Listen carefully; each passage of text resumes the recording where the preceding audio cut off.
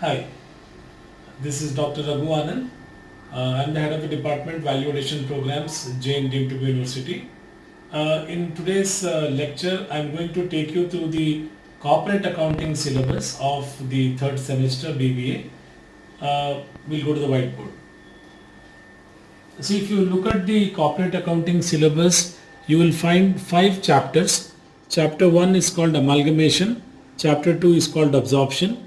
Chapter 3, there are 2 types of reconstruction. Chapter 3 is external reconstruction. Chapter 4 is internal reconstruction. And lastly, we have a small topic called corporate valuation. Now, I'm sure the moment we read this word corporate accounting, we understand that this has got something to do with the companies, right? So any accounting that is related to the company form of a business is what we call as the corporate accounting.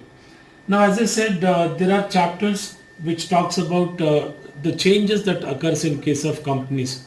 For example, if I'm talking about, let us say, amalgamation. Now say there are 2 businesses, all right, which are existing. Say for example, there is a company called A Company Limited and there is a company called B Company Limited, all right. And now these 2 businesses are competing businesses. They are dealing in the same or the similar product and they are competitors to each other. Now what happens is that when you look at the competition etc., there is something what is called as a marketing cost which both the firms will be incurring. Okay, each wants to outbid the other, all right, something like a Pepsi and Coke and things like that. So they are competitive firms, all right, and they have a very important expense which both will be incurring, which is called as the marketing cost. Now because of the marketing cost, both their profitability will get affected. Their profits are going to be little on the lower side. Now let us say for example, A and B companies come together and they decide or they ask themselves a question, why not we go for amalgamation? Now what is amalgamation?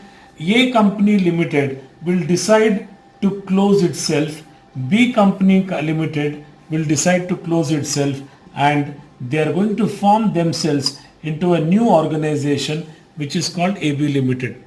We also can use a term called as merger. Alright, so amalgamation basically refers to a context where there are 2 organizations which are getting closed and a new company is going to be formed. I'm sure with this example you can understand that A company can be called as an old company, B company also can be called as the old company, but AB Limited company is to be called as the new company. So in amalgamation you find closure of at least 2 companies and formation of a new company. So the moment this is happening, we should understand that an amalgamation has taken place. Old companies are going to lose their existence. They are going to lose their identity. There is nothing called A Limited in future. There is nothing called B Limited in future. They are going to form a new company that's called as AB Company Limited. Moving on, there is a chapter called as absorption. Now what is this absorption? We have been seeing a lot of absorptions in the recent past. Now what is happening now? Say for example, there is a company like say, alright, in absorption what happens is you find a dominant company, a bigger company that takes over smaller companies. For example, we have been seeing a lot of public sector banks which are getting absorbed by a bigger bank. Now say for example something like there is a bank called Union Bank of India, correct? Now Union Bank of India recently took over 2 banks. One is Andhra Bank and Corporation Bank, correct? So now in this case what is happening is I can call this as a dominant undertaking. Dominant undertaking, alright, as in a much bigger corporation as compared to the rest, and these 2 are absorbed, they are taken over. So a bigger business takes over smaller business, which is called as absorption. Even in this case I can use a term here, I can call these 2 as the old companies and this I can call it as new company, not because it is newly formed but because it is taking over the businesses. So when I say amalgamation, you find 2 companies getting closed down and 1 company getting formed. But in case of absorption, you find a dominant undertaking taking over a couple of other maybe weaker undertakings, etc. All right. Now we move on to the external reconstruction. And in external reconstruction, what happens is, say for example, there is a company which is called, let's assume there's a company called A Company Limited. This is incurring a lot of losses. So what will happen is the directors will decide that they are going to liquidate this business. So meaning A company is going to get closed down. When A company gets closed down, again they decide to restart a similar business with a similar name. So maybe they start a business and they call it as A New Company Limited or something like that. So this is a situation where a loss making unit is closed down and a similar organization gets started after all those losses have been wiped out and after they have been transferred to the equity shareholders account. So in external reconstruction, what happens is there is one old company that gets closed down and there is one new company that gets opened.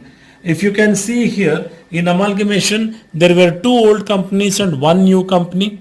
In absorption, there were at least two old and one new. Whereas in case of external reconstruction, there is a old company, one old company, and there is one new company. And one more thing is internal reconstruction. Now internal reconstruction is you are going to make certain financial corrections in the organization. Alright, now some financial corrections in the organization you make and ensure that the organization does not go out of hand. For example, let us say there is a company where the losses accumulation is heavy. Okay, so the loss accumulation is very high. Says you have a lot of fictitious assets, you have a lot of P&L debit balances, etc. So in that case, what happens is somebody who senses that this company could go into some kind of a liquidation or it could run into problems, what they could do is they can always advise here, that they can make certain corrections within the organization. Now what corrections can you make in internal reconstruction is you can try to ask the shareholders to make something called as a sacrifice. You can ask the creditors to make something called as a sacrifice. So with all those amounts which are sacrificed by the owners and the creditors, you will try to write off these fictitious ones and try to do certain corrections in the organization. We have seen a good number of companies, including companies like Infosys, that has gone into internal reconstruction one or two times. All right. And lastly, we have a chapter that is called as the corporate valuation. Now in corporate valuation, what we do is we try to understand how do you value a business. All right, supposing if there's a business that needs to be taken over, etc. What is the value? Are you going to value it based on its assets, the intrinsic value and things like that? So we are going to be learning something about corporate valuation. As I said earlier, this is a very small topic and the number of marks weightage that is carried is also quite less. But then this is what, as a corporate accounting student, you need to understand that how companies that go into different type of restructuring, how do you account for amalgamation, how do you account for absorption, and how do you account for the reconstructions. Okay, I hope this video will be of some use to you. Thank you.